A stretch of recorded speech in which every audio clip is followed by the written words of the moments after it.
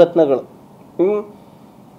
ನಾವು ಯಾವಾಗಲೂ ಕರ್ನಾಟಕದಲ್ಲಿ ಡಬಲ್ ಇಂಜಿನ್ ಸರ್ಕಾರ ಅಂತ ಹೇಳ್ಕೊಂಡು ಓಡಾಡ್ತಾ ಇದ್ರಲ್ಲ, ನಾನೇನು ಅಂದ್ಕೊಂಡೆ ಸೆಂಟ್ರಲ್ ಗೌರ್ಮೆಂಟು ಸ್ಟೇಟ್ ಗೌರ್ಮೆಂಟ್ ಅಂತ.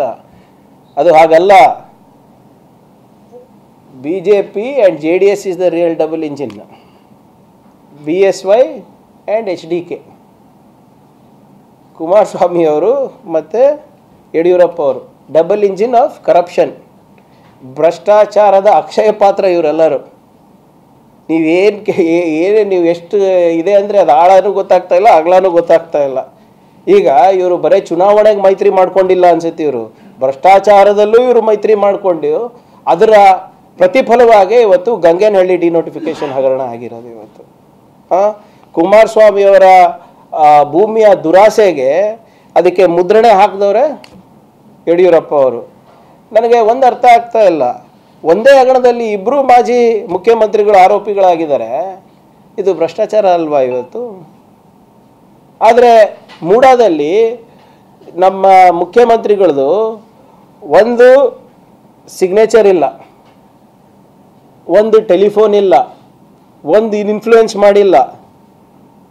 ಆದರೂ ಕೂಡ ಮುಖ್ಯಮಂತ್ರಿ ಸಿದ್ದರಾಮಯ್ಯ ಅವರ ಮೇಲೆ ಇವರು ಆರೋಪ ಮಾಡ್ತಾ ಇದ್ದಾರೆ. ಇವತ್ತು ಗವರ್ನರ್ ಕಚೇರಿಯನ್ನು BJP ಕಚೇರಿಯಾಗಿ ಉಪಯೋಗ ಮಾಡಿಬಿಟ್ಟು ಇವತ್ತು ಪ್ರಾಸಿಕ್ಯೂಷನಿಗೆ ಇನ್ವೆಸ್ಟಿಗೇಷನಿಗೆ ಪರ್ಮಿಷನ್ ತಗೋತಾ ಇದ್ದಾರೆ. ಆದರೆ ಯಡಿಯೂರಪ್ಪ ಅವ್ರ ಕೇಸು, ಕುಮಾರಸ್ವಾಮಿ ಕೇಸ್ ಬಗ್ಗೆ ವಾಪಸ್ಸು ಸರ್ಕಾರಕ್ಕೆ ಕಳಿಸ್ತಾರೆ. 2 ವರ್ಷ ಆ ಫೈಲ್ಗಳು ಗವರ್ನರ್ ಟೇಬಲ್ ಮೇಲೆ ಕುಳಿತಾ ಇದ್ರು ಅದು ನೋಡಲಾರ್ದೆ ಇದು ಬಂದಾಗ ವಾಪಸ್ಸು ಕ್ಲಾರಿಫಿಕೇಶನಿಗೆ ಕಳಿಸ್ತಾರಂತೆ. ಸಿದ್ದರಾಮಯ್ಯ ಅವ್ರ ವಿಷಯದಲ್ಲಿ ಇವರೇ ಕೂತ್ಬಿಟ್ಟು ಅನುವಾದನೆ ಮಾಡಿಸ್ತಾರೆ ಕನ್ನಡಕ್ಕೆ ಅಥವಾ ಇಂಗ್ಲೀಷಿಗೆ. ಶೇಕ್ಸ್ಪಿಯರ್ ಇನ್ ಇಂಗ್ಲೀಷಲ್ಲಿ ಅನುವಾದನೆ ಮಾಡಿಸ್ತಾರೆ.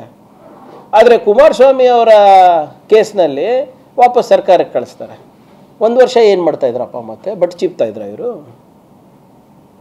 ಈ ಡಿನೋಟಿಫಿಕೇಶನ್ ಅರ್ಜಿ ಈ ವಿಚಾರದಲ್ಲಿ ನಾನು ಹೆಚ್ಚು ಮಾತಾಡೋಕ್ಕೆ ಹೋಗಲ್ಲ, ಯಾಕಂದ್ರೆ ನಿನ್ನೆನೇ ನಮ್ಮೆಲ್ಲ ಮಂತ್ರಿಗಳು ಇದ್ರ ಬಗ್ಗೆ ಸವಿಸ್ತಾರವಾಗಿ ಮಾತನಾಡಿದ್ದಾರೆ. ಆದರೆ ಈ ಡಿನೋಟಿಫಿಕೇಶನ್ ಅರ್ಜಿನಲ್ಲಿ ಈ ರಾಜಶೇಖರ್ ಅನ್ನೋ ವ್ಯಕ್ತಿ ಅವ್ರು ಎಲ್ಲೋದ್ರು, ಅವರಿಗೆ ಆ ಮೂಲ ಮಾಲೀಕರಿಗೆ ಏನು ಸಂಬಂಧ? ಒಂದೇ ಒಂದು ಅರ್ಜಿ ಹಾಕ್ಬಿಟ್ಟು ಇವತ್ತು ಕಾಣೆ ಆಗಿಬಿಟ್ಟಿದ್ದಾರಲ್ಲ ಅವರಿಗೆ ಮತ್ತು ಕುಮಾರಸ್ವಾಮಿ ಅವರಿಗೆ ಕುಟುಂಬದವರಿಗೆ ಏನು ನೆಂಟು? 20 ದಿನದಲ್ಲೇ ಪವರ್ ಆಫ್ ಅಟರ್ನಿ ಸಿಗ್ತದೆ, GPA ಸಿಗ್ತದೆ. ಒಂದೇ ವರ್ಷದ ಒಳಗಡೆ ಎಲ್ಲರೂ ಕೆಲಸ ಮುಗಿಸ್ಬಿಡ್ತಾರೆ. ನನಗೆ ಆಶ್ಚರ್ಯ ಏನಂದರೆ, ಕುಮಾರಸ್ವಾಮಿ ಹಿತಾಸಕ್ತಿ ಕಾಪಾಡಲಿಕ್ಕೆ ಇವ್ರು ಯಾಕೆ ಸಿಗ್ನೇಚರ್ ಹಾಕಿದ್ರು? ಯಾಕಂದರೆ ಆ ಟೈಮ್ನಲ್ಲಿ ತಮ್ಗೆ ನೆನಪಿದ್ರೆ ಇದೇ ಯಡಿಯೂರಪ್ಪನವರು ಇಡೀ ರಾಜ್ಯಾದ್ಯಂತ ಏನು ಕುಮಾರಸ್ವಾಮಿ ವಚನ ಭ್ರಷ್ಟರು ಅಂತ ಹತ್ಕೊಂಡು ಹೋಗಿಲ್ವಾ? ಕಣ್ಣೀರು ಸುರಿಸ್ಕೊಂಡು ನನಗೆ ಮೋಸ ಆಗಿದೆ ಅಂತ. ಹೌದಾ ಇಲ್ಲ? ದುಡ್ಡು ವಿಚಾರ ಬಂದಾಗ ಎಲ್ಲ ಓಕೆ ಅಂದ್ಬಿಟ್ಟು ಕುಮಾರಸ್ವಾಮಿ ಅವರಷ್ಟು ಒಳ್ಳೆಯವರು ಯಾರಿಲ್ಲ ಅಂದ್ಬಿಟ್ಟು ಸೈನ್ ಮಾಡಿದ್ರೆ ಏನು? ಆದ್ದರಿಂದ ನಾನು ಡೀಟೇಲ್ಸಿಗೆ ಹೋಗಲ್ಲ, ಯಾಕಂದರೆ ನಿನ್ನೆನೇ ಒಂದು ಡೀಟೇಲ್ ಪ್ರೆಸ್ ಮೀಟ್ ಆಗಿದೆ ಅದಕ್ಕೆ. ಆದರೆ ಇವತ್ತು BJP ರಾಜ್ಯಾಧ್ಯಕ್ಷರು ವಿಜೇಂದ್ರ ಅವರು ಇದ್ರ ಬಗ್ಗೆ ಏನು ಹೇಳ್ತಾರೆ? ಅಪ್ಪಾಜಿ ಮೇಲೆ ಇಷ್ಟೆಲ್ಲ ಆರೋಪಗಳು ಬರ್ತಾ ಇದೆ, ನೀವು ಯಾಕೆ ಮೌನರತ್ನ ಆಗಿಬಿಟ್ಟಿದ್ದೀರಾ? ನೀವು ಪಾದಯಾತ್ರೆ ಮೊನ್ನೆ ಮಾಡಿದ್ರಲ್ಲ, ನೀವು ಮತ್ತು ಅಶೋಕ ಸಾಹೇಬರು ಅದೇ ಮೈಸೂರು ತನಕ ಹೋದ್ರಲ್ಲ, ಮೂಡ ಇದು. ಇವತ್ತು ನಿಮ್ಮ MLAಗಳು, ನಿಮ್ಮ ಮಂತ್ರಿಗಳು ಮಹಿಳೆಯರ ಮೇಲೆ ಮಾಜಿ ಮಂತ್ರಿಗಳು ಮಹಿಳೆಯರ ಮೇಲೆ ಅತ್ಯಾಚಾರ ಮಾಡ್ತಾ ಇದ್ದಾರೆ, ದಲಿತರ ಮೇಲೆ ದಾಳಿ ಮಾಡ್ತಾ ಇದ್ದಾರೆ, ಒಕ್ಕಲಿಗರಿಗೆ ಬಾಯಿಗೆ ಬಂದಂಗೆ ಮಾತಾಡ್ತಾ ಇದ್ದಾರೆ, ಹೆಣ್ಮಕ್ಳಿಗೆ ಬಾಯಿಗೆ ಬಂದಂಗೆ ಮಾತಾಡ್ತಾ ಇದ್ದಾರೆ. ಇದ್ರ ಬಗ್ಗೆ ಯಾವಾಗ ಪಾದಯಾತ್ರೆ ಮಾಡ್ತೀರಾ?